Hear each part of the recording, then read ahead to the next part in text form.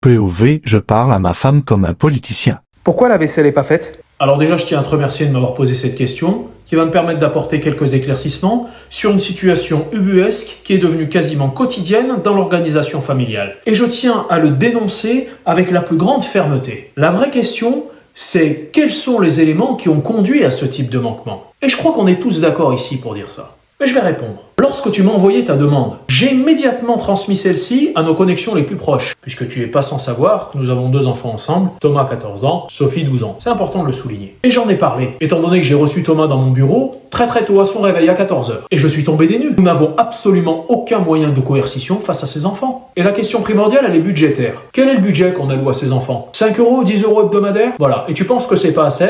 Et moi je pense que c'est beaucoup trop. Moi je viens d'une époque où c'est les enfants qui donnaient de l'argent à leurs parents. Pas dans ma famille, mais j'ai des amis qui donnaient de l'argent à leurs parents. Ensuite, j'ai essayé de rentrer en discussion avec notre fille, qui est autant connectée que déconnectée, visiblement. Et je me suis vu parler à un mur, casque sur les oreilles, en mode selfie, je ne peux rien dire. Et dans cette société où on a visiblement perdu le combat face aux enfants, j'ai décidé de rentrer en dialogue avec eux. Et certainement pas être en conflit, je ne veux pas de problème. Mais cette stratégie est payante, et je crois que c'est la raison pour laquelle ils ont une petite préférence pour leur papa, mais je crois que c'est pas le débat ce soir. Alors que faut-il faire? La meilleure réponse que nous pouvons apporter pour éradiquer définitivement ce phénomène, c'est de réintégrer la femme de ménage que tu as virée la semaine dernière.